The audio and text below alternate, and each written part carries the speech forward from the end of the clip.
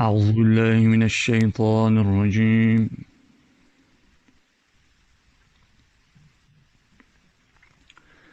بسم الله الرحمن الرحيم.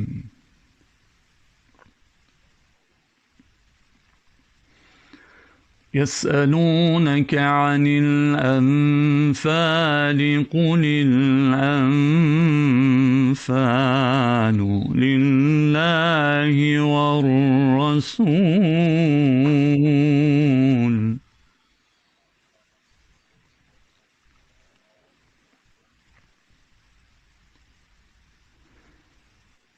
فاتقوا الله وأصلحوا ذات بينكم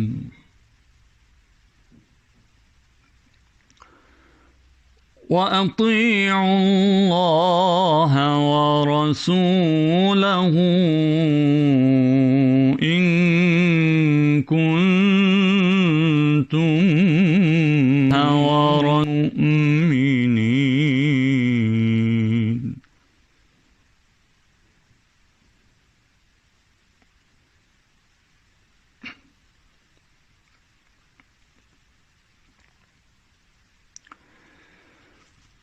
إنما المؤمنون الذين إذا ذكر الله وجلت قلوبهم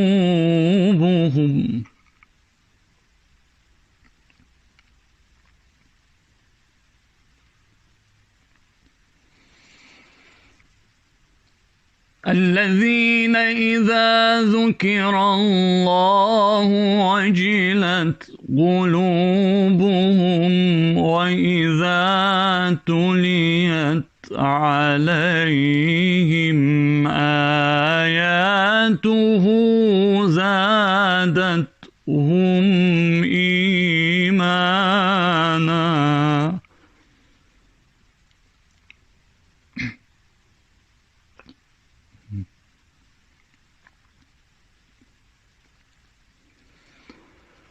وإذا تليت عليهم آياته زادتهم إيمانا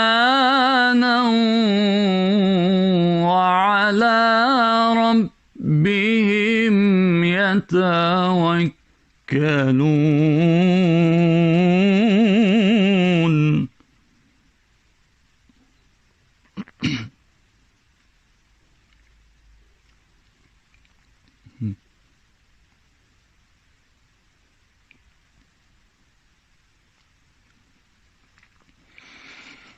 الذين يقيمون الصلاة ومما رزقناهم ينفقون.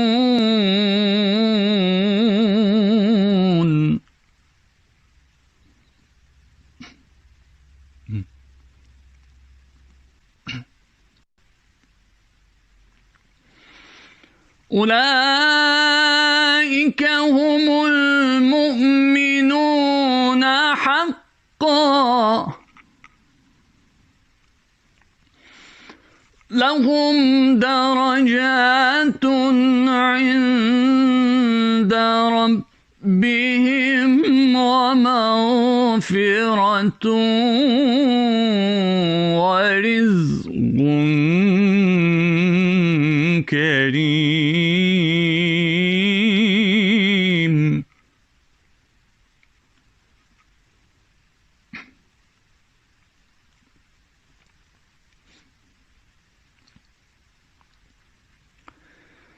بسم الله الرحمن الرحيم.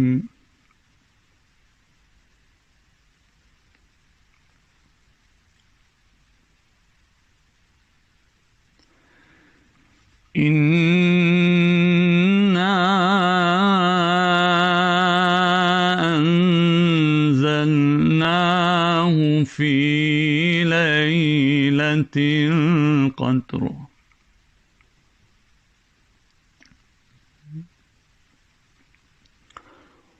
وما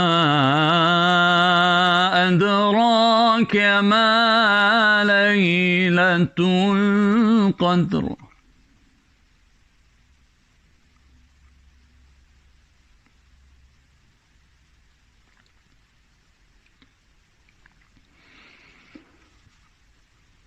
ليلة القدر خير من 1000 شهر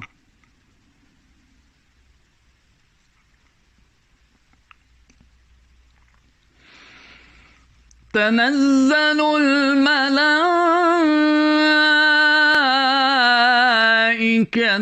والروح فيها بإذن ربهم من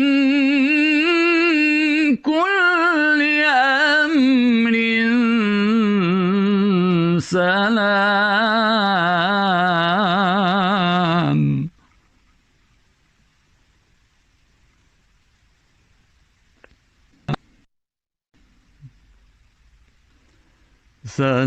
سلام سلام هي حتى مطلع الفجر صدق الله العلي العظيم.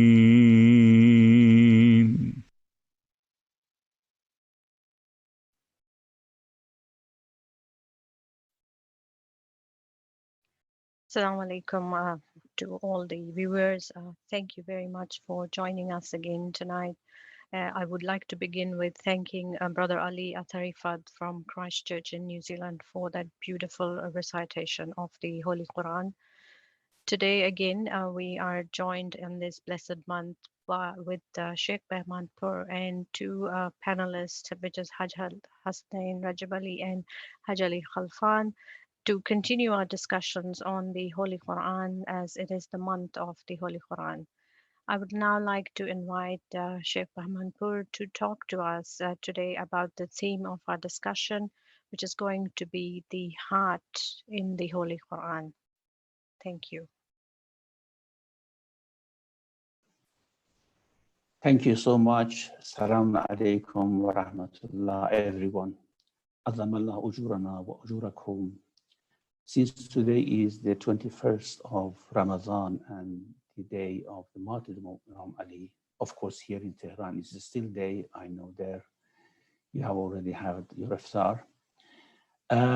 Before going to the main theme, if you allow me for about 5 minutes, I say something about this sad event of martyrdom of Imam Ali alayhi salam. The Ayatul Mubahala is a very important verse in the Quran, something that all the Mufassirun, almost all of them, Sunni, Shia, Mu'tazili, Ash'ari, have mentioned that it is an occasion in which the Prophet took his own family only to do mubahala with the Ahlul Kitab of Najran, with Christians of Najran. Shortly before that, we don't know when, some narrations say that even on the same day, but there is unanimous agreement that just shortly before mubahala, because Prophet wanted to prepare for that occasion. It was a very important occasion, of course. They were going to call upon God to bring curse on the liars. So shortly before that, the Prophet gathered his Ahlul Bayt under his kasa. And you know the story. So he said, Allahumma ha'ula Ahlul Bayti. These are my Ahlul Bayt.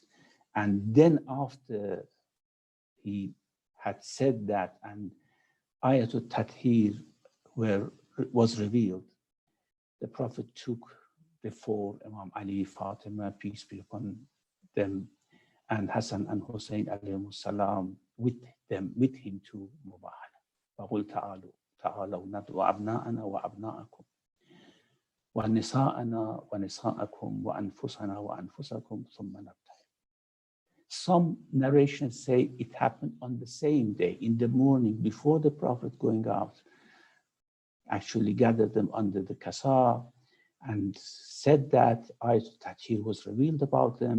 Prophet was reassured that he is going to win this Mubahala, and he went there. Now, you know the story of Mubahala, but let's look, although all Mufassirin have mentioned this story, historians have mentioned this story, regardless of their denomination and madhab. Let's see what happened to these four after the Prophet. What we have in Dua Nudba, that's wal ummatu musarratun ala maqtih. His ummah was insistent to bring his wrath upon them. Mujtami'atun ala qati'at rahim. They were unanimous to cut the rahim of the prophets and and just disperse his children around the world, fleeing from his ummah here and there. Now, with Fatima, peace be on her, of course, she died, passed away just shortly after the Prophet. She was buried at night.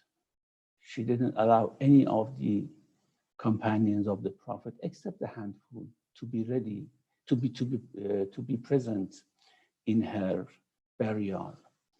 And she didn't want even the place of her grave to be known. She was very, very angry with what happened after the Prophet. This is the fate of Fatima, Nisa'ana. And the fate of Anfusana was that the Ummah, as soon as he came to power, first of all, of course, he was not given his right, but as soon as he was given his right, after 25 years, the Ummah, the closest friends, the closest companions, they started to fight against him in Battle of Jamal, and then in Battle of Safin, and then in Battle of Nahrawan, and eventually he was killed in the mosque while he was praying. What about Hassan, Abna'ana?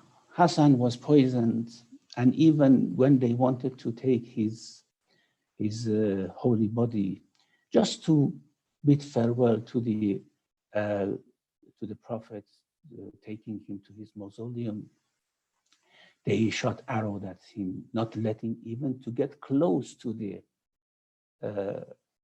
mausoleum of the Prophet, peace be upon him. And they buried him in Baqi with lots of animosity which was against him from different quarters of Muslim Ummah. And of course, the story of Hussein is the saddest of all, how he was martyred, how he was left unmarried, how his family were captured. It is one of the most ironical events in history of religions, that these four were taken by the Prophet to Mubahala, telling them, these are my nafs, my nisa, my abna, and then what did the Ummah do to them? This is a very sad story. I don't know if this has happened in any other religion, in any other faith, but this is unfortunate that it has happened in Islam. It brought a shame and disgrace on the Ummah after the Prophet when these things happened. And of course, a group of people appreciated this. A group just ignored it, wanted just to brush it under the carpet, not seeing what happened after the Prophet to these very, very, very close and loved ones by the Prophet. Inshallah, Allah will help us to follow the path of these four and the progeny of Hussein alayhi salam, the 12 Imams, and Allah enlightens our hearts by their guidance and their assistance. Now, enlightening hearts, we talk about heart, and our theme is heart today. It's a very difficult topic to clarify what the meaning of qalb or heart is in the Quran. Qalb in Majmu' al-Bayan, Tabrasi says that qalb is called qalb litaqallubihi because it just turns. You see, the heart is the center of feelings, comprehension according to the Quran. And since it turns from ignorance to knowledge, from different feelings to other feelings, that's why it's called qalb litaqallubi. And then there are three terms used in the Quran for qalb, or rather four, we can say, if we can add the fourth one. One is sadr, the other is qalb, and the other is fu'ad. And Allah has made the fu'ad to maybe synonymous with qalb. We will see whether it is synonymous with qalb or it's not. It's something more special. وَجَعَلْنَا لَهُمْ سَمْعًا وَأَبْصَارًا وَأَفْئِدَةً. Af'ida is the plural of fu'ad. And we put for the past nations eyes and ears and af'ida. It may be in qulub. We will see what it means. So we have three terms: sadr, fu'ad, and qalb. Now, are these used exactly in the same way that we use them in our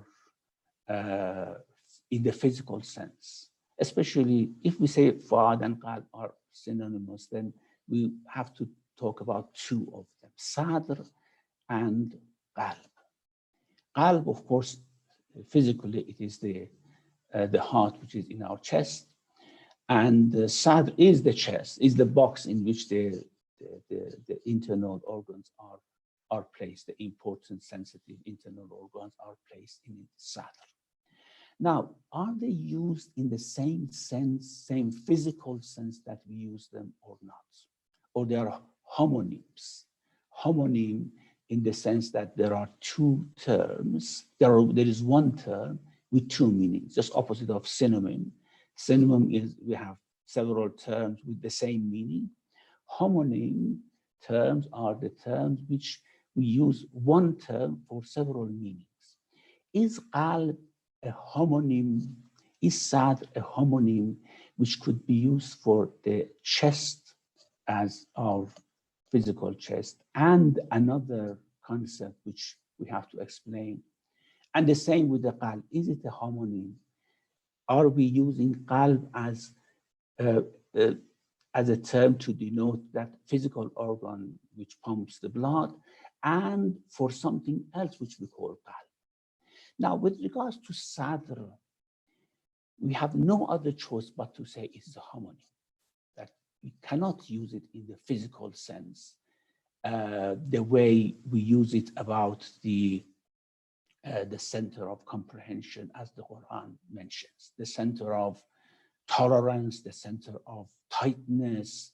So the sadr in the Quran, we cannot say is the same as the chest, although about the qalb we have to have another discussion. So when we say that Rabbi shrah li sadri wa yassir li amri, oh God, expand my sadr, my chest. Now, this chest is certainly not the physical chest, the bony chest, because never, of course, someone wanted to expand the bony chest to have tolerance or knowledge or whatever. So this sadr is used for another term, for another concept, which is actually which denotes another meaning, but sadr is used as a homonym for both, for the physical and that. For example, when we say that وَمَنْ يُرِدِ اللَّهُ أَنْ يَهْدِيَهُ يَشْرَحْ صَدْرَهُ لِلْإِسْلَامِ. Whoever Allah wishes to guide, Allah will expand his chest for Islam. وَمَنْ يُرِدْ أَنْ يُضِلَّهُ يَجْعَلْ صَدْرَهُ ضَيِّقًا حَرَجًا. And whoever Allah wishes to misguide, then he would tighten his chest. This chest certainly refers to something which is related to our nafs, to our soul.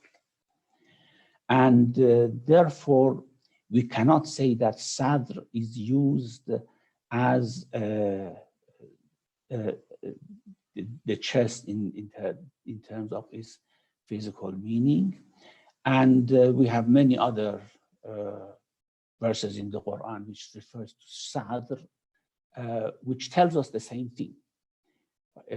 أفلا يعلم إذا بؤثر ما في القبور وحصل ما في الصدور إن ربهم بهم يومئذ لخبير.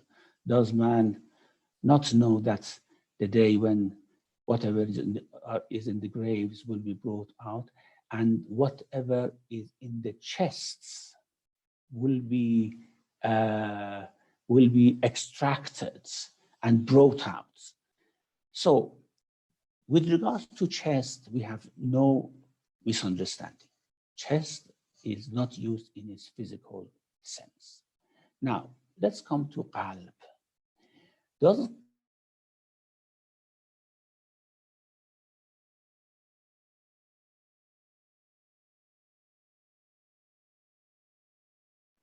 I think we have lost the video and audio for Sheikh. So we apologize for that, and we'll just wait for him to join in. In the meantime, do any of the panelists want to add into the discussion? So I'd like to invite them along while we wait for the Sheikh to join back.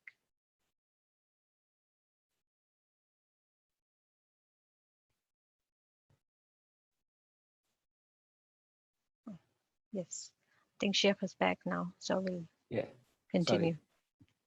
Sorry. Where was I lost? I think you stopped when you were talking about the physical sense of heart, where the word qalb is used for heart in the Holy Quran. Yeah. Let's see what. Sorry,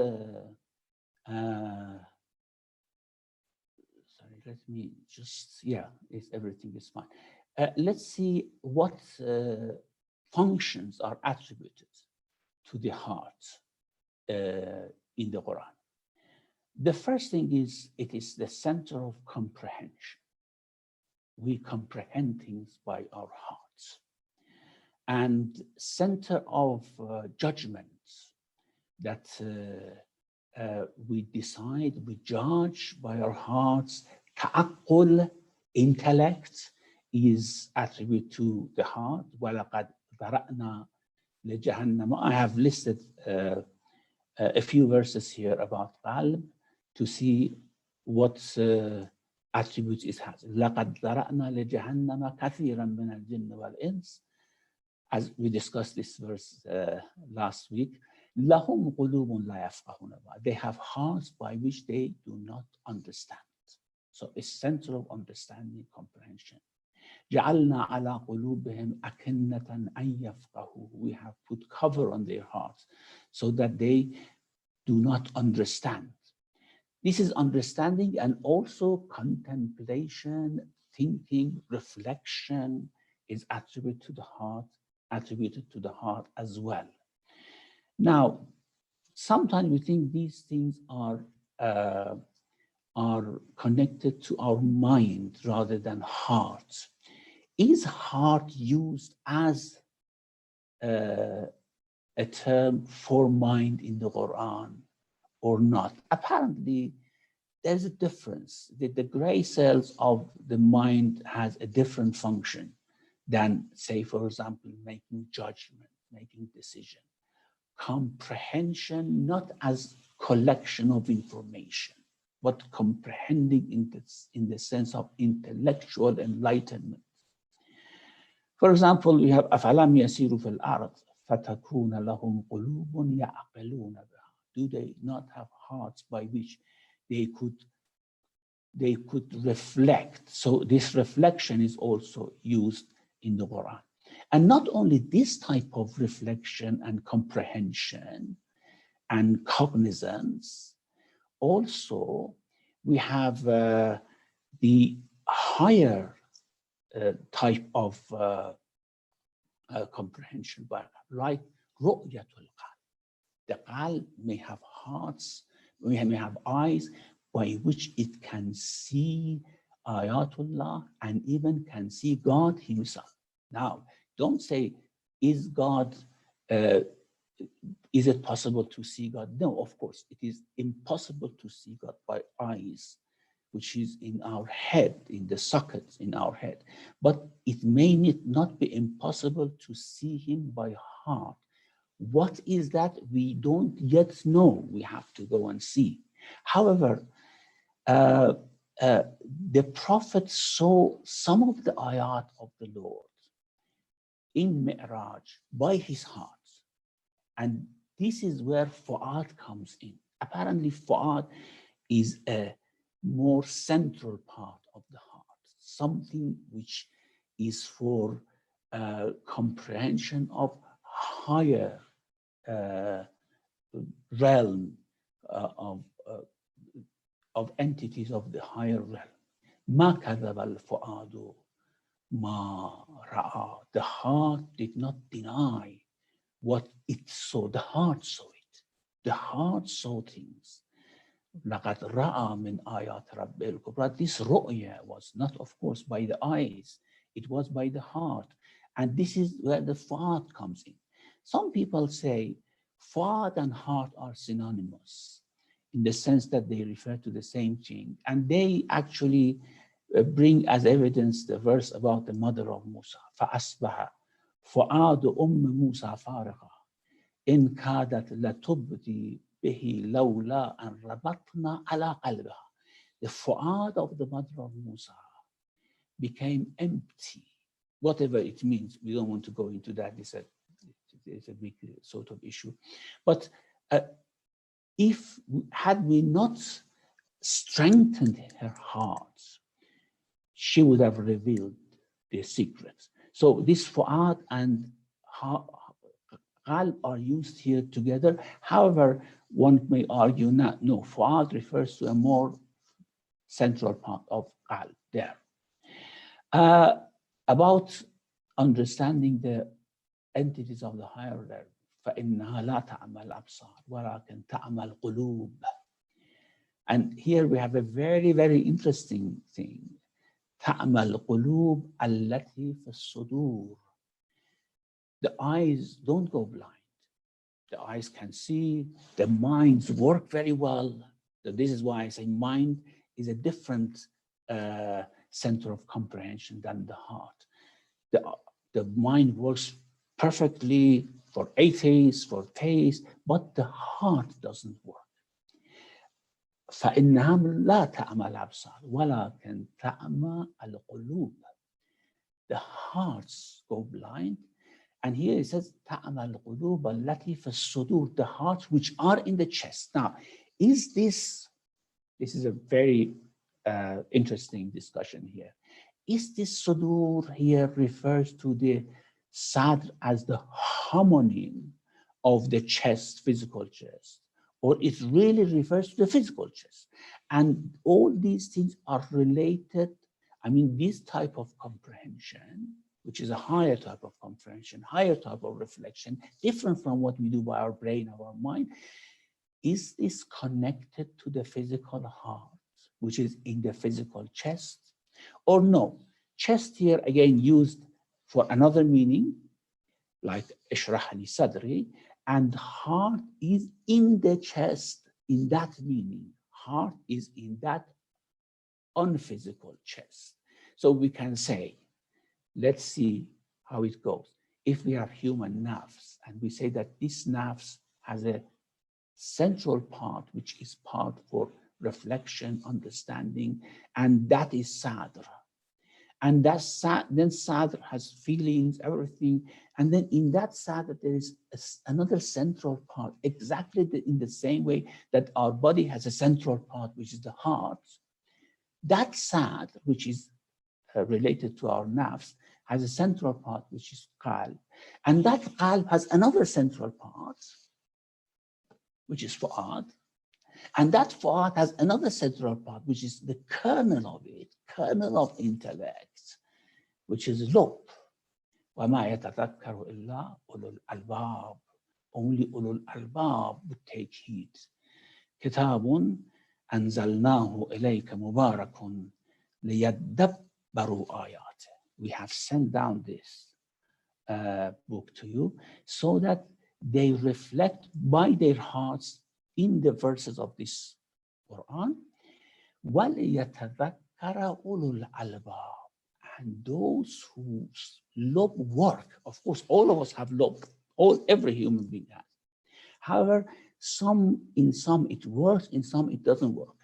So for those whose love work, لِيَتَذَكَّرَ أُولُو الْأَلْبَابِ وَآتَيْنَاهُ أَهْلَهُ وَمِثْلَهُ مَعَهُ رَحْمَةً مِنَّا. About Ayub, after we took everything from him, we revived his family again. آتَيْنَاهُ أَهْلَهُ. So this is one of the occasions where Allah revived the dead. They had died, they came back, آتَيْنَاهُ أَهْلَهُ وَمِثْلَهُ مَعَهُ. And something identical to that as well. It was rahmah from us. وَذِكْرَى لِأُولِي الْأَلْبَابِ. It was a reminder for people who have love. Not every one of us can actually understand the signs in these things, except if our love is functional. You know, every human being has that sadra in non-physical sense. Every human being has qalb, every human being has fu'ad, every human has love, but in some is functional, in some it doesn't function. For example, the heart goes blind. So, بَلْ رَانَ عَلَىٰ قُلُوبِهِمْ مَا كَانُوا يَكْسِبُونَ. Something, some trash, some rust has covered their hearts. In that situation, they cannot see because of what they do, of course. And then we have كَذَلِكَ يَطْبَعُ اللَّهُ عَلَىٰ قُلُوبِ الْكَافِرِينَ. Allah seals the heart. It means that it is a center for understanding, for comprehension of higher entities. However, sometimes it's sealed, it cannot see them. It doesn't have the eyes of the heart goes blind. And also, even another higher comprehension of the heart is there, and that is comprehension of the angelic realm. قُلْ نَزَّلَهُ رُوحُ الْقُدُسِ مِنْ رَبِّكَ بِالْحَقِّ. Ruh al-Qudus has brought this Quran down. بِالْحَقِّ, and it is to your heart, as we have, for example, قُلْ مَنْ كَانَ عَدُوًّا لِجِبْرِيلَ فَإِنَّهُ نَزَّلَهُ عَلَىٰ قَلْبِكَ. This has come down to your heart. And from there, of course, you are spreading it. نزل به الروح الأمين على قلبك. Ruh al-Amin has brought this Quran down to your heart. So this heart is exponentially capable of idrak, of comprehension, of things which are beyond our physical grasp of understanding. Now, this is one function of the heart. Then, of course, there's a range of other things, feelings, faith, disbelief, liking, disliking, all are attributed to the heart. For example, fear of God. إِنَّمَا الْمُؤْمِنُونَ, as we just heard from the very beautiful recitation. إِنَّمَا الْمُؤْمِنُونَ الَّذِينَ إِذَا ذُكِرَ اللَّهُ وَجِلَتْ قُلُوبُهُم. Their hearts tremble. So it is a place for that sort of feeling. وَالَّذِينَ يُؤْتُونَ مَا آتَوْا وَقُلُوبُهُمْ وَجِلَةٌ. Their hearts are fearful. So this is something we can. Then the trepidation, not that type of fear from Allah, trepidation, fear from other things. We know when we fear, our heart starts jumping, isn't it? Palpitates very quickly. And this is mentioned in the Quran. قُلُوبٌ يَوْمَئِذٍ وَاجِفَةٌ. There are hearts on those days, on that day, which are fearful, with trepidation, palpitation, and that. Also, remorse, regret is attributed to the heart. لِيَجْعَلَ اللَّهُ ذَلِكَ حَسْرَةً فِي قُلُوبِهِمْ. So the heart can feel remorse. The heart can feel regret. And when it feels regret about, of course, bad misdeeds, it prepares it for Tawbah. It's the heart which does the Tawbah. The return to God comes from God. قَلْبٌ مُنِيبٌ, which is mentioned again in the Quran, a returning heart. Wrath and anger. وَيُذْهِبْ غَيْظَ قُلُوبِهِمْ. Allah will remove the ghayz, the anger, from their heart. Or hardness, it becomes hardened in terms of not understanding and not being merciful. لِلْقَاسِيَةِ قُلُوبُهُمْ لِذِكْرِ اللَّهِ. And also it's a place of humbleness towards God, a place of softness and leniency towards people, a place of mercy and things like that. For example, أَلَمْ يَعْنِ لِلَّذِينَ آمَنُوا أَنْ تَخْشَعَ قُلُوبُهُمْ لِذِكْرِ اللَّهِ. Their heart to be harsh. Or جعلنا في قلوب الذين اتبعوه رأفة ورحمة. Ra'fa and rahma, mercy and compassion, again, is in the heart. And ikhbat, which is absolute submission to God with peace, is another thing which is mentioned. فَيُؤْمِنُ بِهِ فَتُخْبِتَ بِهِ قُلُوبُهُم. The hearts become submissive and peaceful to God. Sins are attributed to the heart as well. وَلَا تَكْتُمُوا الشَّهَادَةَ فَمَنْ يَكْتُمْهَا فَإِنَّهُ آثِمٌ قَلْبُهُ.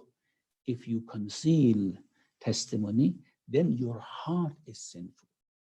Some sins are directly attributed to the heart, because when you conceal testimony, you don't do anything by your limbs. It's just something in your heart, and therefore the heart is sinful. فَإِنَّهُ آثِمٌ قَلْبُهُ. Then, of course, we have intention, which comes from the heart. وَلَكِنْ مَا تَعَمَّدَتْ قُلُوبُهُمْ. What you have intentionally intended to do. اطمئنان وتطمئن قلوبهم بذكر الله. إن في ذلك لذكرى لمن كان له قلب. Remembrance of Allah comes in the heart as well. من خشي الرحمن بالغيب وجاء بقلب منيب. We talked about this returning heart. So the list goes on. The sakina is in the heart, and the tathbit is in the heart. All these things, taqwa is in the heart. Iman is in the heart. قالت الأعراب آمنا قل لم تؤمنوا ولكن قولوا أسلمنا ولما يدخل الإيمان في قلوبكم. Iman has not entered your hearts yet. So again, heart is a place for faith. Also, it's a place for taqwa. ذلك ومن يعظم شعائر الله فإنها من تقوى القلوب. Respecting and keeping the rituals of Allah as great is something which from the taqwa of the heart. And there are many other things. Abhorrence, ishma'zaz, is in the heart. Like, dislike is in the heart. So having all these things, nifaq is in the heart, for example. Denial is of the heart. So all these things putting together, what is heart? What is heart? One may say that it is the soul of human being. It is, and it is used as a homonym with the heart, which is in the chest. Why? Because as the heart in the chest is the center of human physical life, that heart is the center of human spiritual life. And it may die before the heart in the chest dies. That's and as the Quran says, أَمْوَاتٌ غَيْرُ أَحْيَاءٍ إِنَّكَ لَا تُسْمِعُ الْمَوْتَى. You cannot make dead to hear. It means the kuffar are dead, or those who pay no attention to Allah subhanahu wa ta'ala. Their hearts are dead. So that spiritual heart may die before the physical heart die. And of course, it may be revived by tawbah, by things like that, which are, and there are other things. The list is so long, I don't want to, of course, mention all of them. The qalb can be salim, can be marid, fi qulubihim maradun, there's ailment in their heart. And they then, illa man atallaha biqalbin salim, those who come with qalbun salim will be, of course, receive salvation from God. Or about Ibrahim, إِذْ جَاءَ رَبَّهُ بِقَلْبٍ سَلِيمٍ, he came with a healthy heart to Allah subhanahu wa ta'ala.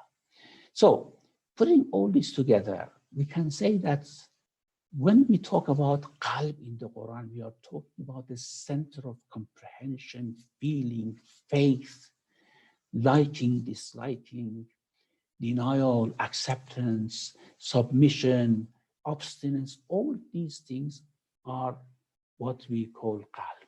So is this related to the physical qalb, which is in our chest, or is not?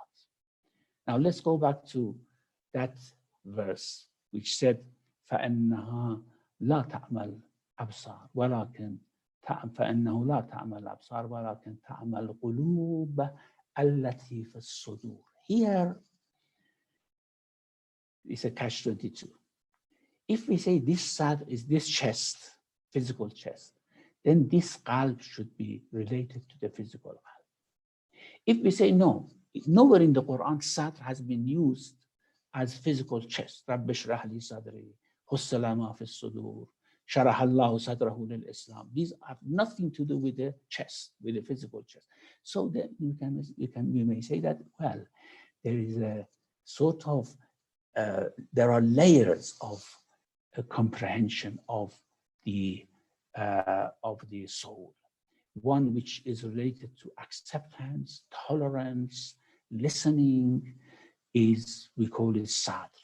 Then one which is the center of comprehension, feelings, faith, disbelief, we call it qalb. And then in qalb, the one which is the center for comprehension of higher entities, we call it fu'ad. And of course, the center for fu'ad is qalb. Having said that, now, we may come to conclusion that qalb as sadr is a homonym used for physical chest and the chest of in the sense of nafs. Qalb may be a homonym as well, and used for the physical qalb, heart, and for the qalb which is in the nafs, in the soul. However, there is one hadith in Nahj al-Balagha. We have similar narrations like this. Imam Ali alayhi salam says that لَقَدْ أُلَّقَ بِنْيَاطِ هَذَا الْإِنسان. I doubted whether this is in Nahj al-Balagha or in other book. I just haven't mentioned the source for this. لَقَدْ أُلَّقَ بِنْيَاطِ هَذَا الْإِنسان بَضْعَةٌ هِيَ أَعْجَبُ مَا فِيهَا. In the chest of the human being is hung a piece of meat which is so amazing. وَذَلِكَ الْقَلْبِ, it is hard. وَلَهُ مَوَادٌ مِنَ الْحِكْمَةِ وَأَضْدَادٌ مِنْ خِلَافَةٍ. It has lots of elements of hikmah, and it has elements which is opposite to hikmah. Jahala, ignorance. فَإِنْ سَنَحَ لَهُ الرَّجَاءَ أَذَلَّهُ الطَّمَعُ. This now is talking about that piece of meat, isn't it? In the chest. إِنْ سَنَحَ لَهُ الرَّجَاءَ أَذَلَّهُ الطَّمَعُ. If hope overtakes him, then he becomes so greedy that will become humiliated.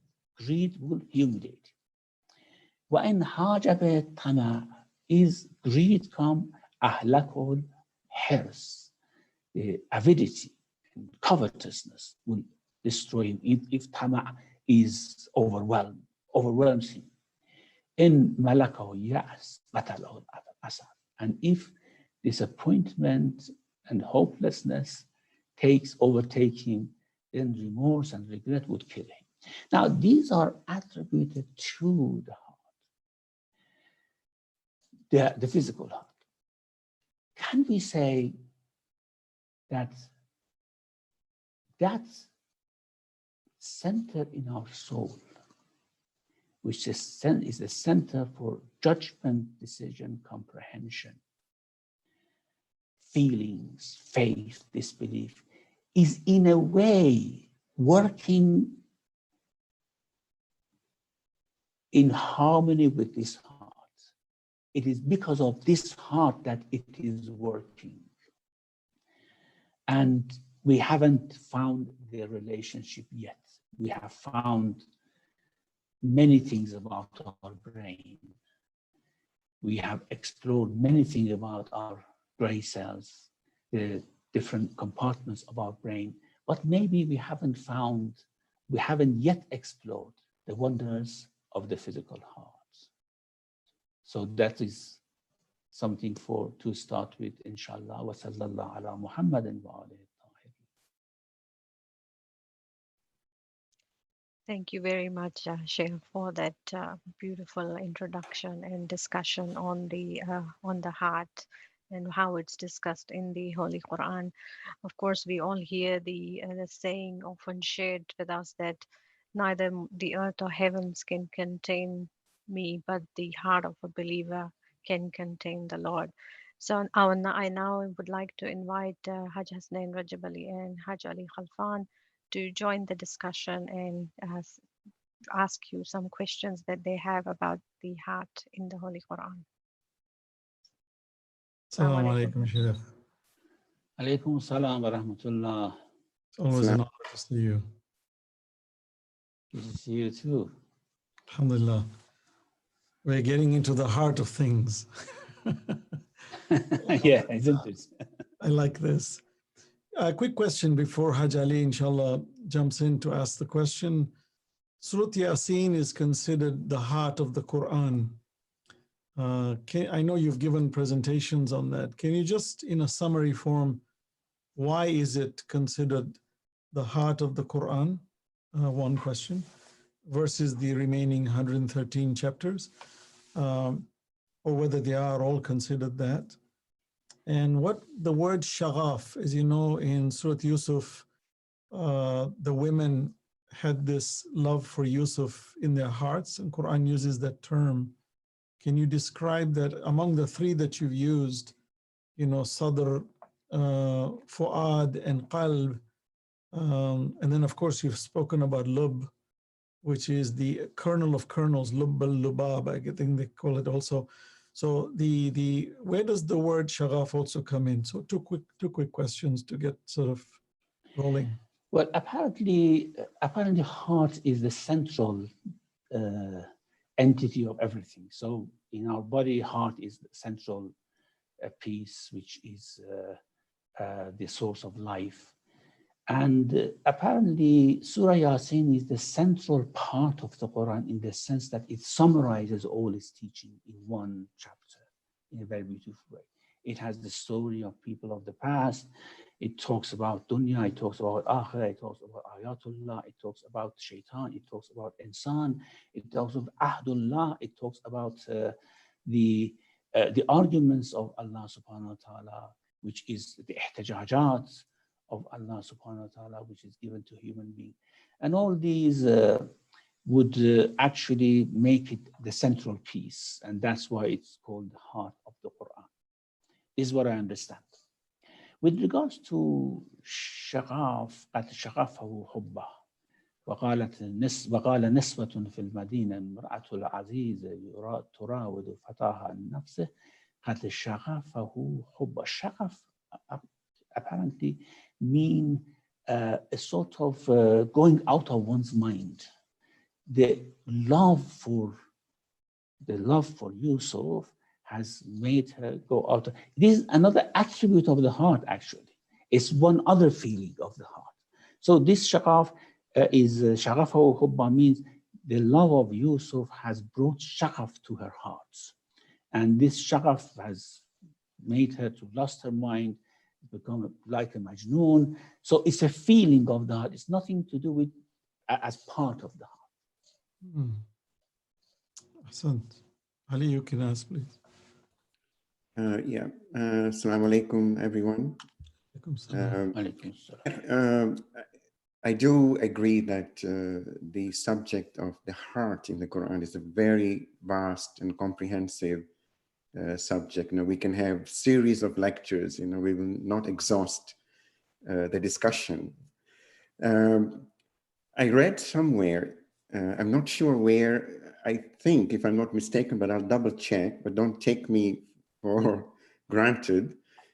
It was somewhere in Al-Mizan where it is mentioned that the Quran refers to the heart, refers to our soul, our ruh, as the heart, because the pre-Islamic people thought that the spirit which gives life to us enters the body through the physical heart and also leaves the body through the same heart. So Allah revealed the verses talking about the heart, what your hearts have earned, the disease in the hearts, for example, in those terms so that they could easily understand. Is this a correct view? Well, this is a very serious discussion, whether the Quran ever uses the understanding of people for explaining different facts. I mean, then if we open the door for this, we should say that, okay, the jinn, it does not exist. The Quran talks about them because, for example, people in the past thought that evil comes through the jinn, okay? Or for example, shaitan does not exist because people in the past thought as such, Or for example, when Allah talks about the stars, about universe, it talks in the theory of people of the time of revelation. And if we say this, then the whole Quran crumbles. We cannot actually believe in any of its at least scientific facts that it provides. We can say, well, it comes according to the understanding of people of the time. However, what Allama says may be related to what I said at the end. Although people in the past believed in it, but it may be true, that yes, there is a connection between the soul and the heart. And soul is in a sense functioning by the help of heart, as the brain is functioning by the help of these. The mind is functioning by the help of brain. Yes, that's true. It may be possible that the physical heart has, as the last hadith from Imam Ali alayhi salam said, it's so much wonderful, such a wonderful piece of meat. So if that is exactly what is meant, then we have to say there is a relationship there. Okay, thank you, Sheikh. Hassanin, you have? Yeah, one quick question, Sheikh. These are, small questions, obviously, but they are actually gateways to bigger issues. When Allah says, وَنَفْسٍ وَمَا سَوَّاهَا فَأَلْهَمَهَا فُجُورَهَا وَتَقْوَاهَا, right? Allah taught, by the self which He perfected, and we've discussed this. You've said, heart is that component of the nafs. And Allah taught it wrong and right. So could we say, sort of in a logical fashion, that actually Allah taught wrong and right in the heart? Well, thank you for mentioning that. That is exactly the verse that we have to bring as an evidence that yes, heart, because heart is the place of taqwa. إِنَّهَا مِن تَقْوَى الْقُلُوبِ. Heart is a place of fujur. عَاصِمٌ قَلْبُهُ. So yes, this shows that nafs is something which at least contains the non-physical heart.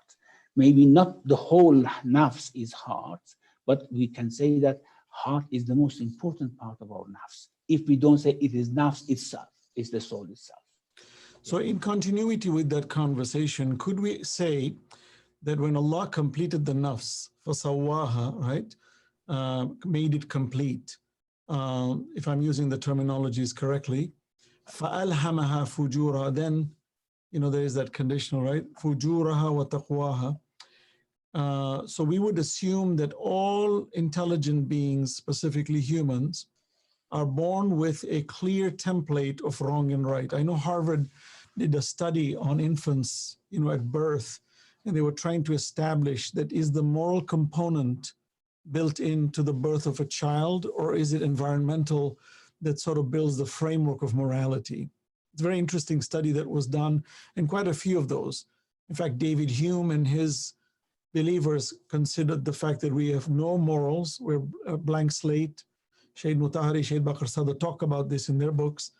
And then due to environmental experiences and training, we learn the moral components, basically alluding to the fact that morality in its framework as we understand it is a human concoction, maybe due to survival instincts, but it's not something that's ordained in us at birth. And of course, this is a deadly concept, the whole notion of us evolving into morality, and not having a framework. So we are basically all relativistic. But the reason I'm asking this question is that under this condition, we would argue logically that all human beings are born guided. When Allah says, Allah waliyul ladhina amanu yukhrijum min adh-dhulumati ila an-nur. Now I want to understand, وَالَّذِينَ كَفَرُوا أَوْلِيَاهُمُ الطَّاغُوتُ يُخْرِجُونَهُم مِّنَ النُّورِ إِلَى الظُّلُمَاتِ.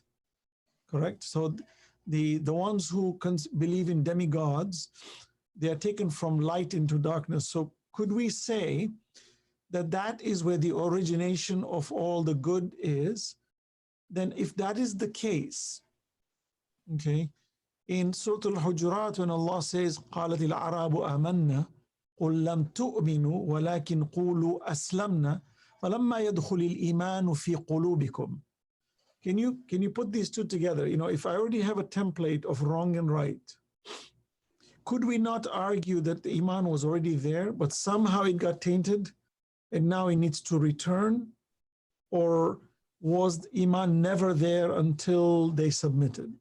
I hope you understand my question. Yes, very interesting. The first thing about what those philosophers say about morality, their argument is self-defeating. Why? Because they are actually making all these discussions and arguments to find the truth about something, isn't it? So the very fact that human beings are after the truth is in itself a moral value, which everyone agrees. Otherwise, we would tell them, why you say these things? Why you are discussing these things at all? Why you are trying to find the truth of the matter? So it's self-defeating. And also, these people who make these discussions, they have lots of moral values in their research. Research moral values which they have to use. So we cannot say that, for example, honesty is something which our environment teaches us. It is an inborn value in human beings, or that we regard lying as bad. It is an inborn value, and many other things. The sort of values that Allah has placed in our soul, that taqwa, and of course, the possibility of violating it, which is fujur, is in every human being. Now, yes, the kuffar are in a relative light, and that's the light of the fitra, and the taghut will take them out of that light into darkness, as the believers are in a relative darkness, which is pure fitra without guidance. Pure fitra is relatively dark and relatively light, bright. Why relatively light, dark? Because fitra is there. We want to know God, we want to worship Him, we don't know how. So we are in darkness. And then, of course, Allah will take us out of that darkness into light if we submit and believe. So this is relative darkness of fitra. Then there's relative light and brightness of fitra, and that is by which we can understand, and argument can be brought about ma'rifatullah, And then, of course, the Taghut would take us out of that. So it is, yes, it is inborn. Faith and Iman are especially Ma'rifatullah. Ma'rifatullah is different from Iman in a sense, because we have some Ma'rifah of Allah, and that's why the prophets can speak to us about Him. If we do not have any Ma'rifah about Allah, the prophets cannot speak to us about Him. So there is an inner Ma'rifah. This tasdeeq of prophets, it means that, yes, what you say, I know it. Yes, what you say, I approve of it. This is tasdeeq. وَالَّذِي جَاءَ بِالصِّدْقِ وَصَدَّقَ بِهِ. Now, some people bring sidq, like Anbiya. Some people make tasdeeq of it. Tasdeeq means what? Means you have two things and you confirm that this is the same as this one. This is correct. When I say this is correct, it means that I know something, which what you, now you recite Dua Abu Hamza, you recite Dua Joshan Kabir, you cry, your heart becomes softened. Why? Because you know these things, because it's inside you, you confirm it. So it's there. Some people just want to ignore it, and some people will promote it. Yes. Alhamdulillah. Ali, go ahead, please. Yeah, thank you, Sheikh, for that explanation. Sheikh, since you mentioned that the Iman, the belief, submission, disbelief, rebelliousness is all attributed to the heart, the condition of the heart. You mentioned that in your introduction.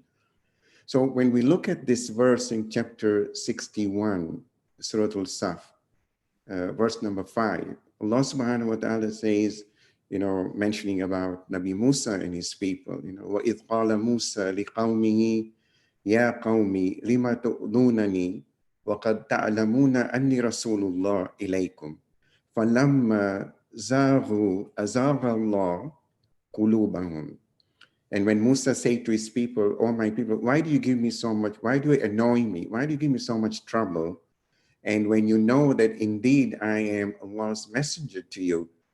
And then Allah says, when they turned aside, in other words, when they turned their hearts away from Musa alayhi salam, Allah made their hearts turn aside as well. Now, in Joshan Kabir, we read this part which says, Ya muqallib al-qulub, or the one who turns the hearts of people. And the Prophet ﷺ mentioned that the hearts of the believers, I'm not sure if the people or the believers, are between the two fingers of God. Now, what is the meaning of turning our hearts away from Allah? And under what conditions, circumstances, Allah would turn our hearts away from Him? If you can explain that, we'll appreciate it. Thank you. Well, with regards to that verse, فَلَمَّا زَاغُوا أَزَاغَ اللَّهُ, when they deviated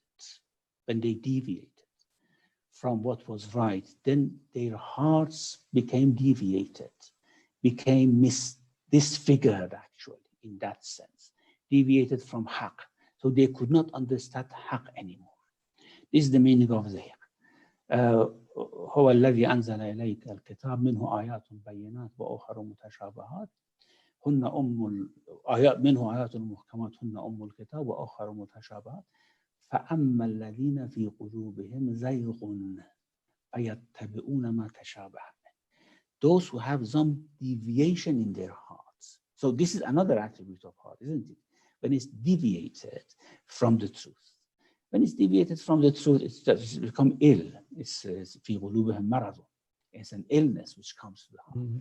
And then they try to actually follow what is wrong rather than what is right.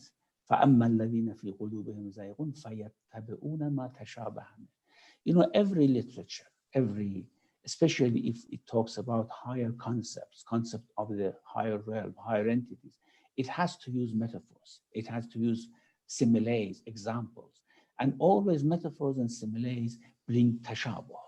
And therefore, verses of the Quran have tashabuh. There is no doubt about it. However, people who follow the truth try to find and follow exactly what the Quran means, and of course by the help of the Prophet and by the help of inspired people like Imam Ali. Others, they try to use this tashabuh to create mischief, to create misguidance, to create confusion. This is why, because their hearts are deviated. So this deviation is there in the heart. And yes, it comes by Allah. It's just like Allah guides and misguides. Yudhil yahdi wa yudhil.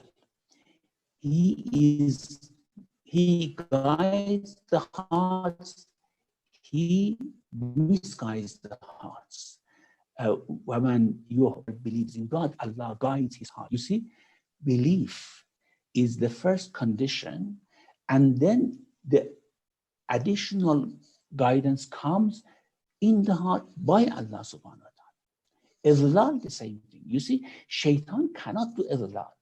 Shaitan cannot misguide the heart. Shaitan can just misguide in a sort of superficial way, just like the Prophet cannot guide the hearts. The Prophet can guide in the sense of providing guidance. Shaitan can misguide in the sense of providing misguidance. That's very clear. Shaitan has no power over our hearts. It's only Allah who has power over the heart. So if we follow that misguidance of the shaitan, Allah misguides the hearts. We try to actually justify it by Allah leaves them to go to misguidance or doesn't know. It's all in the hands of Allah. Guidance, but that misguidance is consequence, punishment for certain actions. In fact, Allah tells them, go away, I don't want you to come close to me. I don't need to give you my phone number, my WhatsApp number, my address. Go, and I don't want you to come close to me. So this is the misguidance. And guidance, of course, is all وَمَا يُضِلُّ بِهِ إِلَّا الْفَاسِقِينَ. Allah, of course, misguides fasiqeen. يُضِلُّ بِهِ كَثِيرًا وَيَهْدِي بِهِ كَثِيرًا. The zayg is the same thing. It's just another aspect of misguidance. I like the notion of this, where Allah is the only one who changes the state of the heart from a very quintessential position, for we can argue that that is where the real judgment lies. And qalbin salim, يوم لا ينفع مال ولا بنون إلا من أتى الله بقلب سليم. And what you just stated sort of flows very elegantly from the perspective that those who come, when Allah says في قلوبهم مرض فزادهم الله مرضا, and of course the one whose heart has been cleansed, right? That it was the hand of Allah that ultimately manages the critical core component of the being. And Absolutely. we take solace in that no outside agency can corrupt it. That means if it got corrupted, it deserved to be corrupted. And if it got purified, it deserved to be. In other words, there's no collateral damage or collateral growth that sort of accidentally happens that suddenly you become a good believer. That is by the decree of God, and nobody, not even the Prophet, can manage that. SubhanAllah, when you really examine that, I mean, that is another level of the mercy and the justice of Allah subhanahu wa ta'ala, that when we do go in front of Allah in whatever state we are, it was sealed by God, what it is, not by an outside agency. So that we can stand there and say to God, look, my heart is corrupt, but because of X, Y, Z, and this collateral thing happened and I was a victim. No. I think absolutely. Very beautifully put. Very beautifully put. When Allah says to the Prophet, إِنَّكَ لَا تَهْدِي مَنْ أَحْبَبْتَ, you cannot guide whoever you wish. وَلَكِنَّ اللَّهَ يَهْدِي مَنْ يَشَاءُ. It is Allah. Yes, you provide guidance, okay? That's all. You provide guidance. وَمَا أَنْتَ عَلَيْهِمْ بِجَبَّارٍ. You cannot force them. You have no power over them, over their hearts. رَبِّ إِنِّي لَا أَمْلِكُ إِلَّا نَفْسِي وَأَخِي. As Musa said, oh my Lord, I don't own except myself and my brother. Nafsi wa akhi, just like our Prophet owned only himself and Imam Ali alayhi salam, in a sense. So there's no power there. Now, do we think that shaitan has the power to misguide? that if the Prophet doesn't have the power to guide, does Shaitan have the power to misguide? Absolutely no. As you said, it's all in the hands of Allah subhanahu wa ta'ala. Do you deserve guidance? Allah will guide you. Do you deserve misguidance? Allah will misguide you. So it is sometimes people that this is predetermination or think it's not like that. وَلَوْ شَاءَ لَجَعَلَهُمْ أُمَّةً وَاحِدَةً. If Allah wanted, would have made everyone to believe. أُمَّةً وَاحِدَةً. وَلَكِنْ يُضِلُّ مَنْ يَشَاءُ وَيَهْدِي مَنْ يَشَاءُ. He misguides whoever he wishes. He guides whoever he wishes.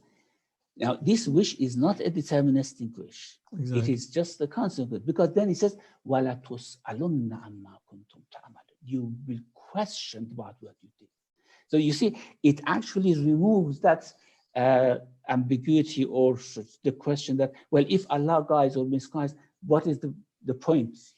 No, you will be asked because that guidance comes because of as a reward, misguidance comes as a punishment. It builds upon itself, as you said, فِي قُلُوبِهِمْ مَرَضٌ فَزَادَهُمُ اللَّهُ مَرَضًا. See, sorry, Brother Ali, I'm just going to jump in. What I love about this thing, when people say determinism, right? That Allah determines, it's ironic when I think about this whole discussion about determination, qada and qadar.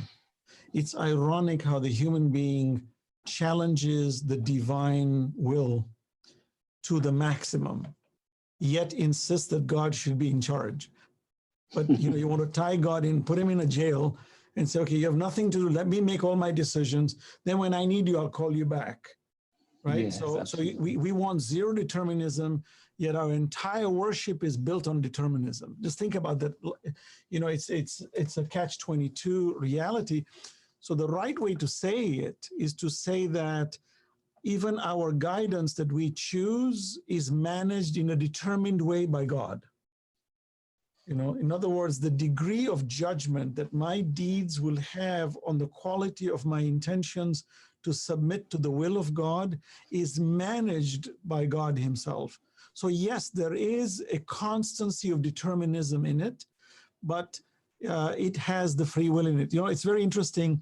The other day we spoke about that. If you notice all the contradictions that we have today in modern science and in philosophy, it is this tacit attempt to separate two ideas that are intrinsically one. So for example, when people say, is it creation or is it evolution? It's exclusionary. It's either or.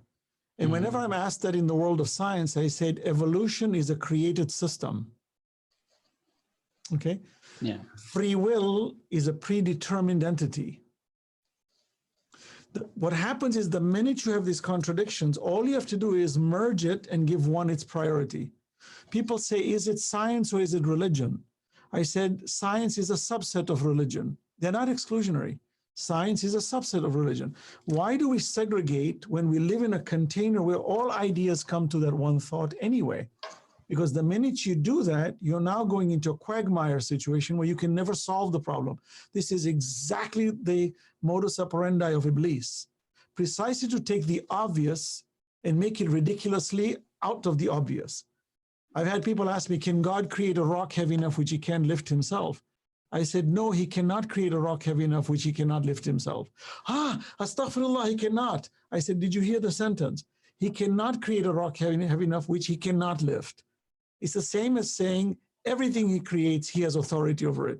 It's a play of words, but in an exclusionary way. Like people ask, how can God be just and be merciful? What we're doing is we're taking Asma'ul Husna and segregating them into compartments. And the minute you do that, you get into a quagmire. But the minute you say the justice of Allah is within the mercy of Allah, the holistic container, it solves the problem. So on this slide, Sheikh, I have another question, Sheikh. We don't have to discuss it right now, but Haj Ali can ask the question. But it's a very practical, pragmatic question I have for you, Sheikh. You were involved. Before you make that question, I liked your term, the Iblis modus operandi, because it's exactly what the Quran says. When he fell, he said, "Rabb bima aghwaytani." You made me to fall. It became a very deterministic sort of creature. You made me to fall. You made me to deviate. So yes, it is actually the way Shaitan thinks, and we are following that. Sorry, carry on. No, this excellent point, exactly. But I've noticed, by the way, just as a quick comment for everybody to follow, whenever you have these questions that appear irreconcilable, you know, is it evolution? Is it creation? You know, it's a poison pill idea that we're living in a very vacuum fragmented universe, and each one has independence from the other, which is ludicrous and absurd in the world of science. And it's a play of words. And as you mentioned, when Iblis says, فَبِعِزَّتِكَ لَأَغْوِيَنَّهُمْ أَجْمَعِينَ, I said, oh my God, that's his modus right there. Take the obvious and split it, and then argue. You know, it's like two lies. You know, Noam Chomsky said, you know, certain countries are experts in promoting two lies, keeping its citizens busy. Which of them is the truth? And you can never find the truth because it's designed to keep you in a cyclical, confused state, you know? But here's the question I wanted to ask you, Sheikh, and we can discuss this from a pragmatic point of view. You know, you have been an educator, you're a pedagogue, a teacher, a scholar.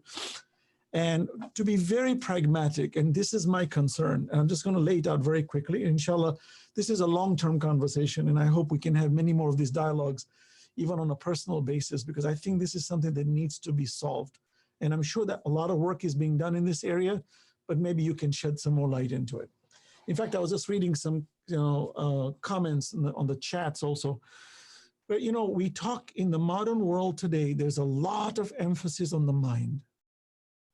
If you look even at Bloom's taxonomy in the educational system, in the pyramid of Bloom's taxonomy, which is the structure of education in schools, right? For a child, the bottom of the pyramid is memorize, know, absorb the basic content. So children come into elementary or preschool, you will see that the first thing they're taught is the syllabi, the alphabets, the numbers, you know, the just phonetics, blah, blah, blah, blah, blah. Just bombard them. Let them learn the data. And then when they get very good, the Bloom's taxonomy takes you to the peak. And what is the peak? Be creative. Create. Come up with ideas. Become a genius. Come up with new ideas. Now you've reached the pinnacle of growth. But if you look at this entire pyramid, there is no mention of the heart at all. It's completely mind-based. Okay? And I know you're aware of that, Sheikh. I know you're aware of this. Here's the problem we have. If you do studies, you will see youth going to schools, even the finest schools, yet they're indulgent in drugs. Suicide is still rising, even among those who are receiving top education, right? Fantastic schools filled with all kinds of tools by which to learn the art of communication, as we say, emotional intelligence. Yet they're still depressed. They're still into drugs, into rampant misbehavior, dissatisfaction. Because I think the entire curricular system globally, including Eastern countries, are focusing on Western ideals of competing with the West, with the mind. And what we have noticed is even people like Anthony Robbins and Wayne Dyer and Deepak Chopra, all these very famous, what we call motivational speakers, they're very good in neuro-linguistic programming, where they play with your mind. They'll convince you everything's right in here. But I believe this is an extension of the heart. So aql, as you mentioned, the true aql lies in the heart. But many times when you tell people aql, they think aql is in the mind. Here, أَفَلَا يَعْقِلُونَ. We do this, you see, which is okay, because this is important, right? This is the machinery that works, that processes things. But what the question I'm asking is, from your experience, and as an educator who runs an institution of a school, as you're aware of, I am very concerned that the curriculum that exists currently in the world, even in the Muslim schools, Islamic schools, you find religious knowledge is secular, plugged into the secular. So you have a class to teach about Allah. You have a class to teach about Islam. And then the minute you go to science, or you go to language, or you go to history, it's fragmented, where this consciousness of morality, historically, scientifically, which the Quran brings out, inna fi dhalika laayatin liqawmin, is not presented. The connections are not made, you see. And what is, first of all, before I go too deep into this, what can you say about this? What is your opinion about what I just introduced? I think you explained everything beautifully and perfectly, and I don't have anything else to say. I agree with you that yes, we have heartless minds, and we do not approach people through their hearts. We approach them through their minds, and we try to just teach them these things. We do not give them sense of purpose. We give them sense of ambition. You know, there's different. Even when they reach to that creative state, it's just ambition, just to create things which are new. But what for? To do what with it? What is the purpose of it? This is not there. And then we promote ambitions in children, in our education, which is in our religious teachings. Ambitions are not good. Purpose is very good, but long ambitions are not good. And although it may work very well for dunya, it doesn't work individually in individual life. And that's why, as you said, there are drugs and suicides and all these things, because individuals are not satisfied. They don't have that sense of purpose. They may have lots of ambitions, but those ambitions are purposeless. Therefore, as you say, we have to follow a holistic sort of method of teaching that put everything together, science and religion, God and man, or put together. This system is a production of the 19th and 20th century mindsets of scientific, going away from religion, going away from God, just trying to find out how things work, not why they are there. And this was, of course, a rebellion against the church or whatever it was. We now need to somehow think about it in a different way to see how we can imbue in children.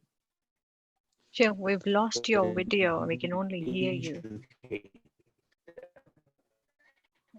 That sense of purpose,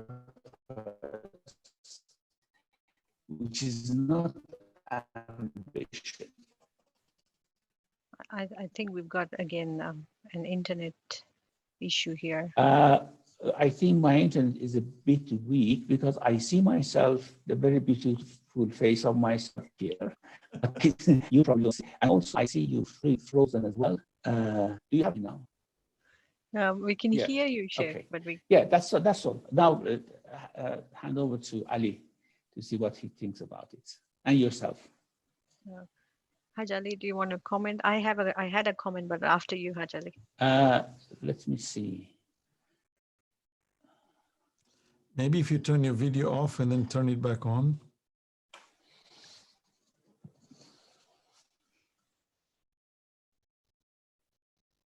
Okay. Am I there? Your spirit is there. Okay, Haj Ali, you continue, and inshallah I will come. Yeah, okay, it's a concession. It's a blessing that you don't see my ugly face.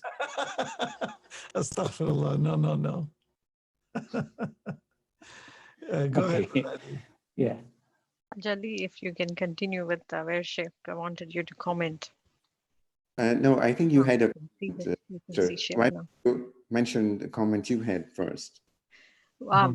Because I am in the education industry as well, I think what I see, and I teach in the management sector, but I see that the emphasis is more on extrinsic rewards rather than intrinsic rewards, and that's probably the reason why we have lost the whole idea of being driven from the heart.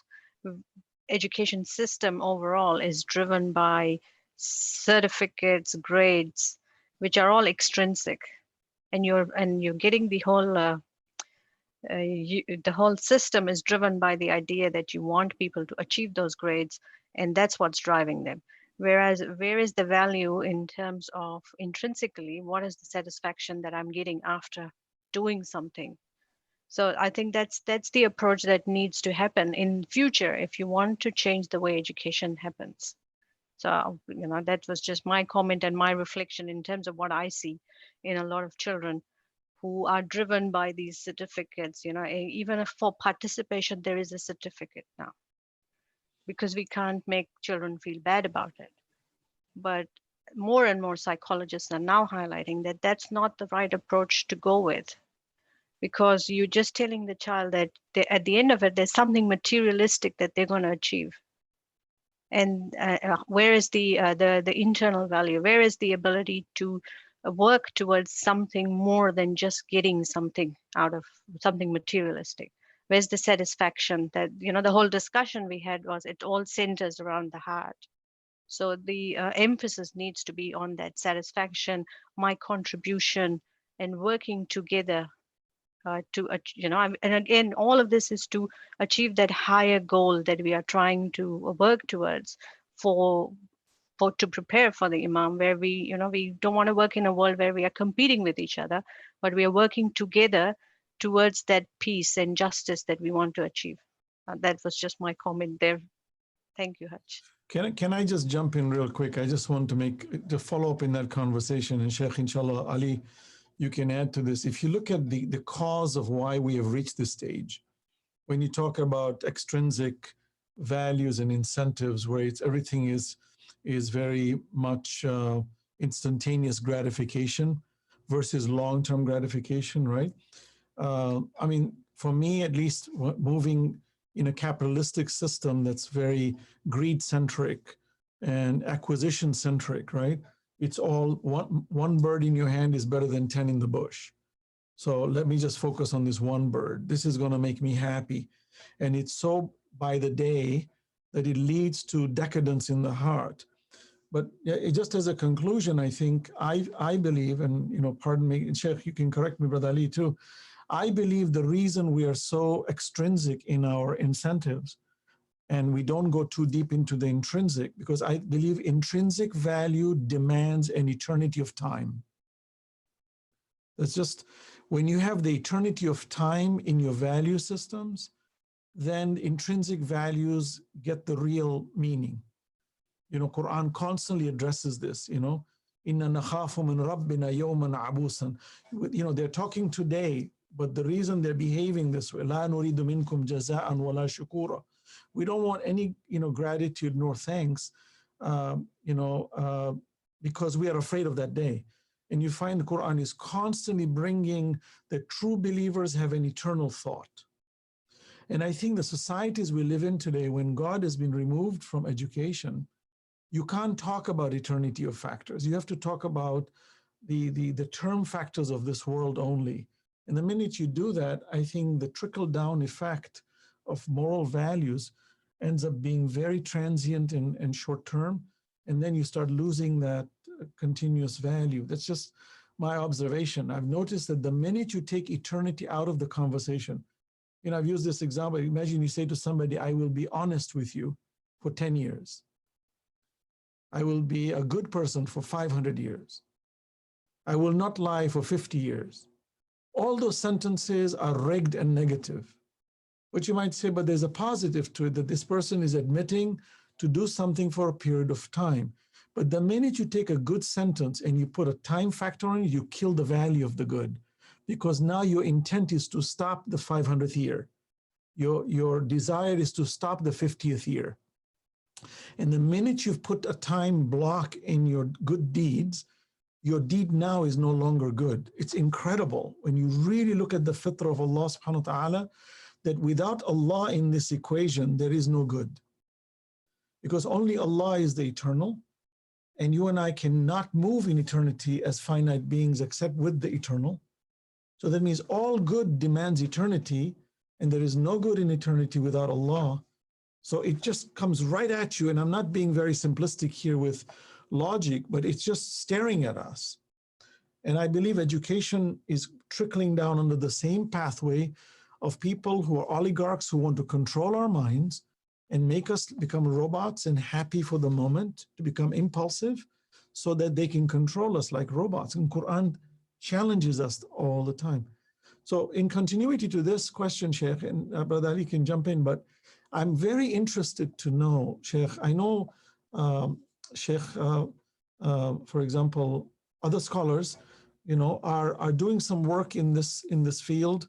And I wanted to know from you, Sheikh, if there's any kind of work that is being done at the grassroots level.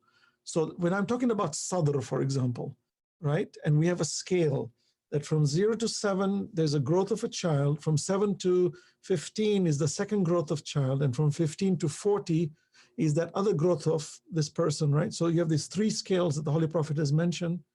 And within each scale, how do we as institutions in education train our children to go into this intrinsic level of the heart and mix it with the traditional educational systems that will bring greater benefit, so that when they're 11 and 12, they're not fighting like chickens without heads?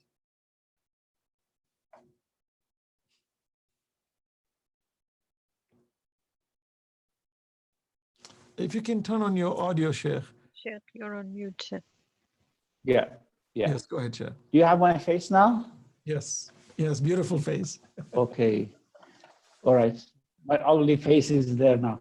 Brother Ali, if you want to come in and comment, and then we discuss it, inshallah. You're on mute, Ali. No, I'm not on mute. We didn't hear you. Yeah, Can you just unmute it. Can you hear me now? Yes. Oh, you can, right? Yes. No, what I was saying is that I speak all the time, and we don't get to listen to hear from you, So I would rather you jump in and Okay, this was your comment. That was a good comment. Thank you. The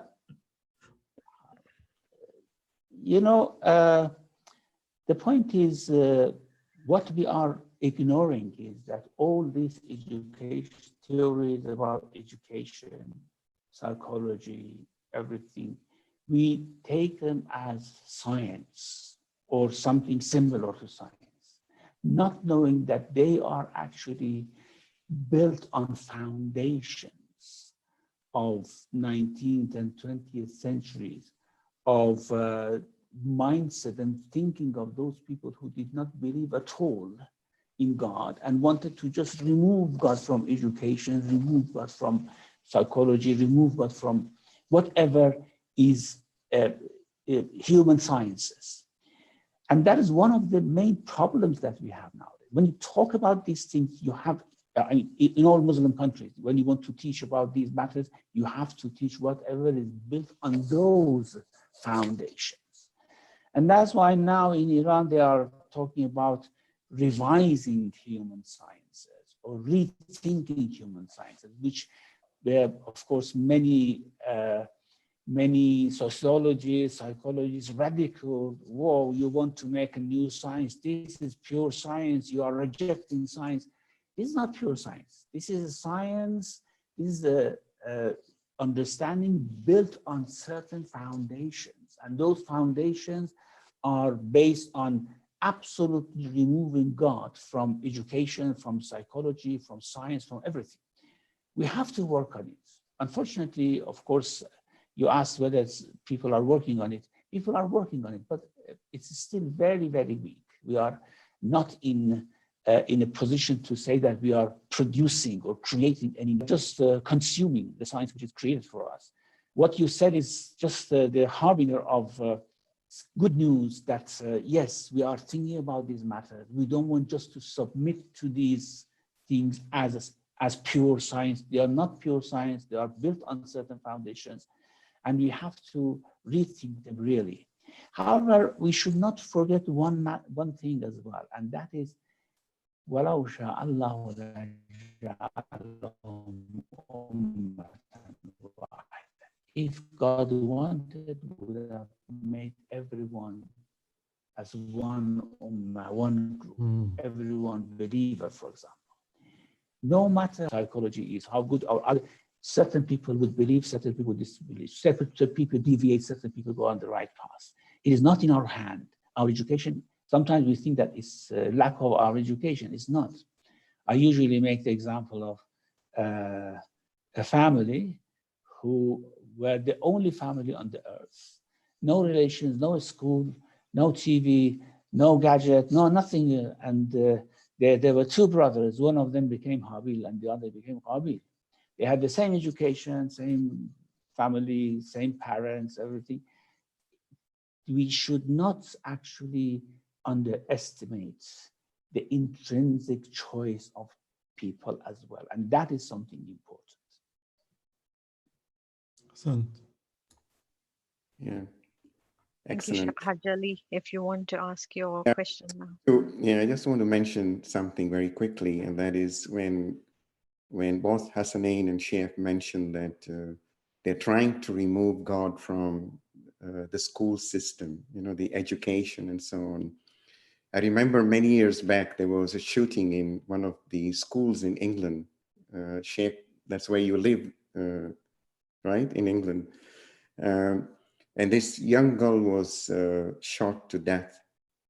And her best friend has a dream at night. And in the dream, she's writing a letter to God saying that, "Dear God, where were you on that day? Because my best friend died. At least, you know, you could have helped her."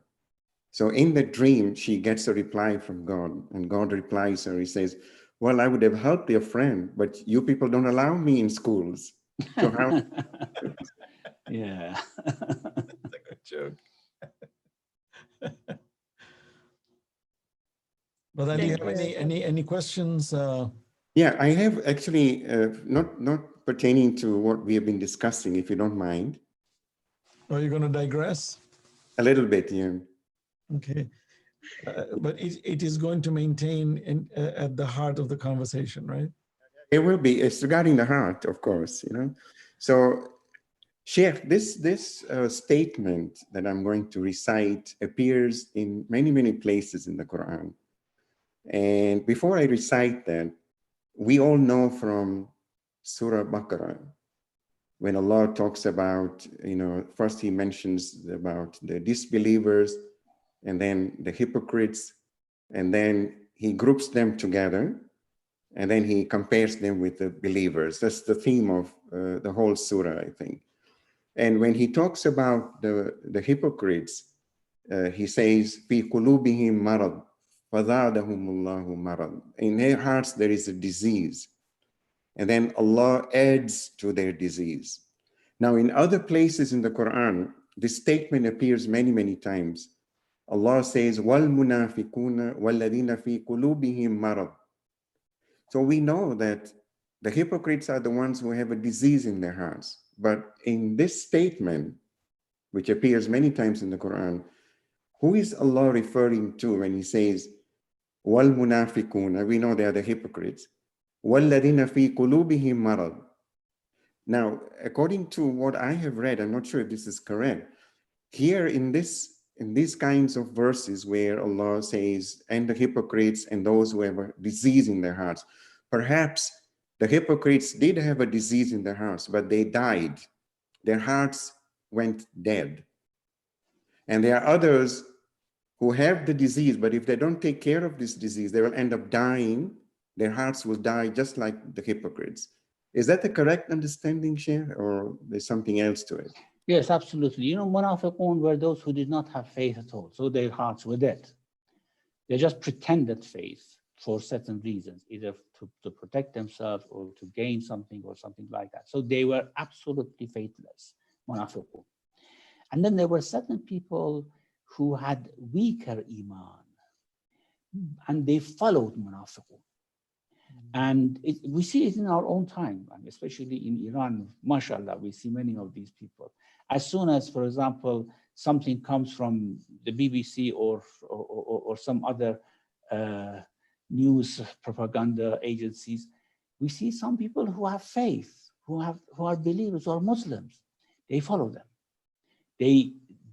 And gradually that disease increases, of course. By doing that, that disease would lead them to disbelief and to complete death of the heart.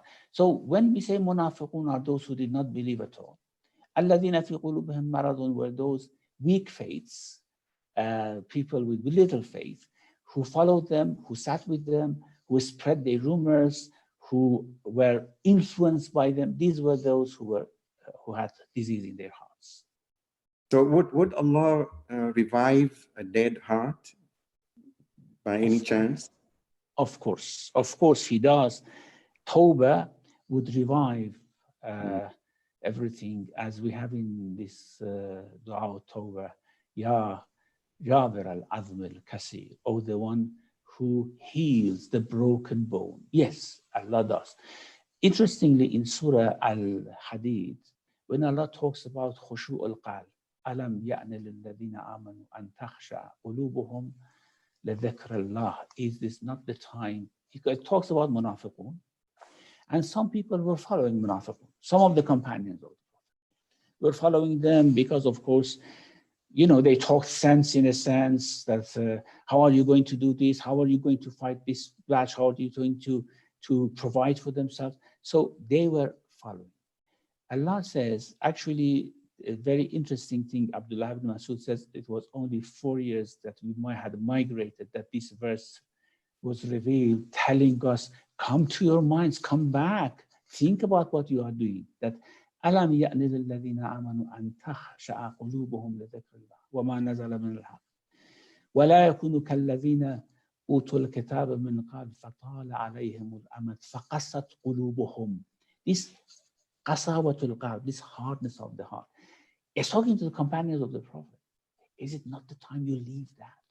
Come back and think about what you are doing. Do not follow the munafiqun. And then after this verse, it says, وَعْلَمُوا أَنَّ اللَّهَ يُحْيِي الْأَرْضَ بَعْدَ مَوْتِهَا. Know that Allah gives life to earth after it dies. The same way it can give life to your heart after it dies. Yes, of course He can. Amazing. Excellent. Thank you. Yeah. And one more thing, I hope I'm not taking too much time, but when we speak about Allah controlling our hearts, He can turn our hearts toward Him and He can turn our hearts away from Him. I think the same principle applies to the concept of tawbah. You just spoke about repentance. In Arabic, I think tawbah means to return or to turn. In chapter number 9, I don't remember the verse, but maybe Sheikh or Hassanin, you probably would know this verse. Allah mentions 3 turnings in the process of tawbah. First, He turns to the sinner, and then the sinner turns to Him, and then Allah turns back to the sinner with forgiveness. Can you explain that a little bit for us? The turn is ثُمَّ تَابَ اللَّهُ عَلَيْهِمْ لِيَتُوبُوا. Allah turned to them so that they turn. Well, tawbah is return, of course, and it works in both ways. When we return to God, God should return to us as well. However, in the case of our repentance, we say taba ilallah, repented towards God. In the sense of God, we say taba alayhi, from the top He came and returned to Him. And that's why Allah could be called Tawwab, and human being could be called Tawwab as well. إِنَّكَ أَنْتَ التَّوَّابُ الرَّحِيمُ. You are Tawwab, means you oft return to your servants. And from us, إِنَّ اللَّهَ يُحِبُّ التَّوَّابِينَ. Allah likes those who oft return to Him as well. So it is that process. Unless Allah wants to revive a heart, no one can turn to Him. And I mean, with lots of sins, then we say, I want to return. No, the heart should be humbled, should be softened. And when it is softened, then Allah comes in, and then you turn to Him.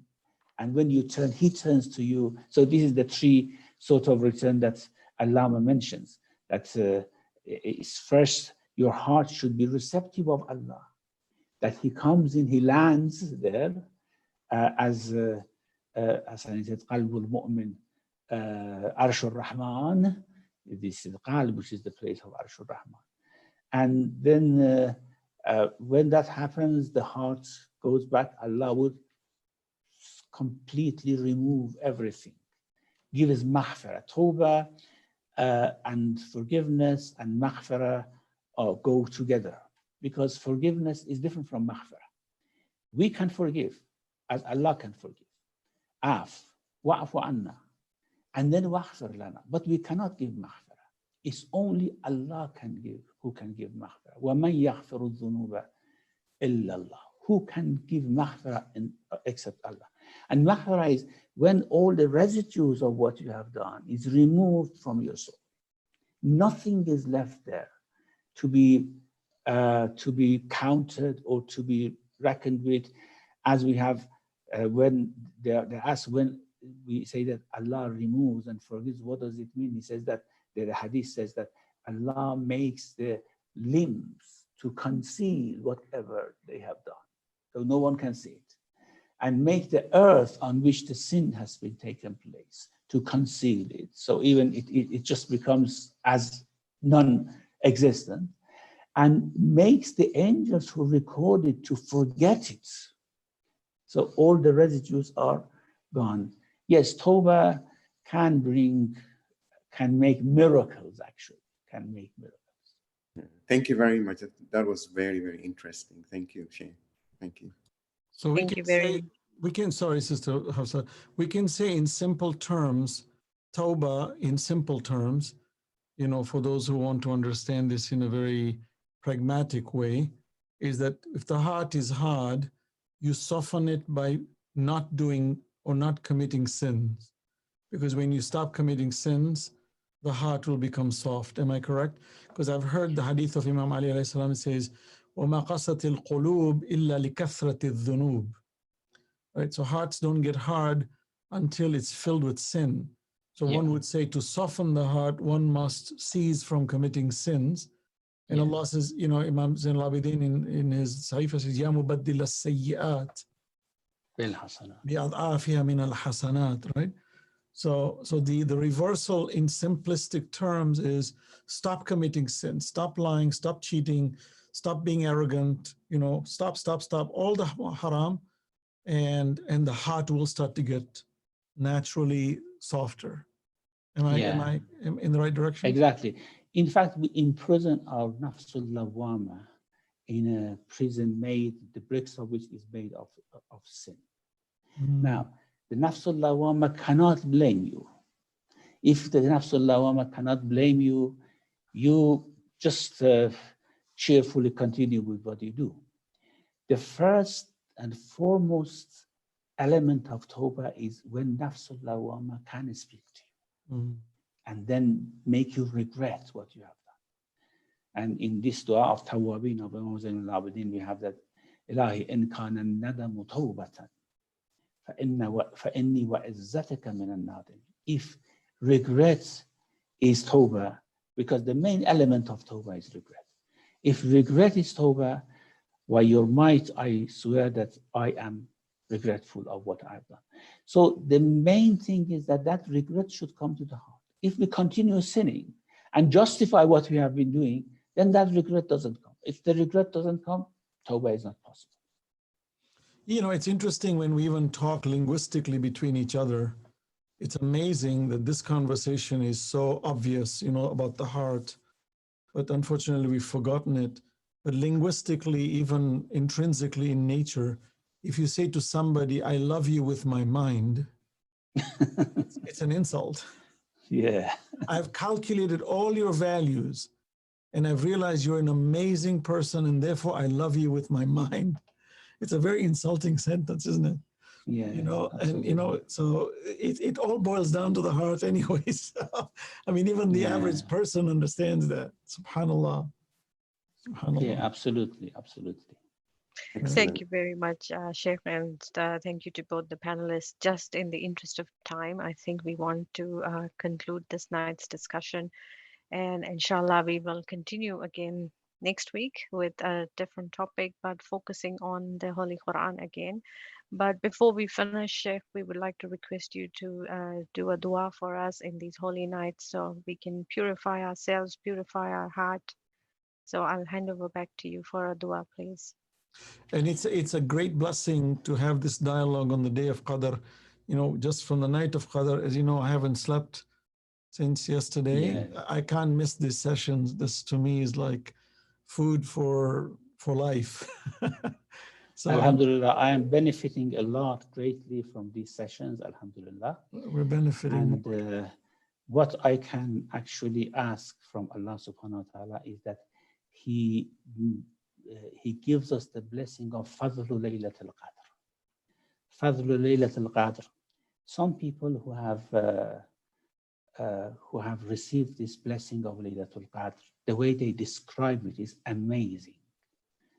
There was someone telling me that several years ago, he thinks that he has received this Fadlul Laylatul Qadr. He says that I was crying in my sajad, supplicating, reading the dua, and suddenly I felt something in my heart. Then I went to eat suhoor. When I came back, there was a peace on my sajad. Whenever I passed from that room, I felt peace in that place. And it continued until 1 or 2 months. And I love to go to pass through that place, sit on that sajad. It was a feeling that apparently the angels gave him the salam. Yes, it's salamun here, hatta matla al-fajr. Inshallah, tomorrow night, of course, for us, tomorrow night, Allah will give us, which is the last day of night, Allah will give us that blessing. The angels would convey the salam of Allah to us. And that is a game-changing, a life-changing thing. It will change lives when that blessing of Laylatul Qadr comes. And if this dua is fulfilled, we are absolutely felicitous, inshallah. Inshallah. Thank you very much. Inshallah. Thank you very much, Sheikh. And also I pray that this pandemic goes away quickly. Inshallah. Although because of this pandemic, we have the blessing of such meetings. It's everything which is a threat has opportunities with it as well. Inshallah, it goes away. Allah protects all the believers. Allah protects all the friends, the community. And inshallah, the coming of our Imam is near. Ameen, inshallah. Ameen, inshallah. Many people have commented that these sessions are very cerebral. I think that's a very good comment, meaning it's deep, it's engaging, and a lot of people are sharing it. And I think I pray to Allah subhanahu wa ta'ala that in this wisdom that we're receiving from you, Sheikh, and from Hajj Ali and Sister Hafsa, and the whole group, alhamdulillah, that it permeates and it becomes a means of a positive wave to inspire the hearts towards Allah subhanahu wa ta'ala on this blessed day, in this blessed month of Ramadan, inshallah. May Allah bless you, Sheikh, for your time. I know you're very busy, but the only thing we can do is pray to Allah to raise your stations to the highest darajat so that you are among the prophets and the A'immah, inshallah. And inshallah, may Allah accept that in our prayers too, inshallah. Inshallah. Thank you very much. Thank you. Thank you. Thank you so much. Assalamu alaikum. Jazakumullah khair. Assalamu alaikum, everyone.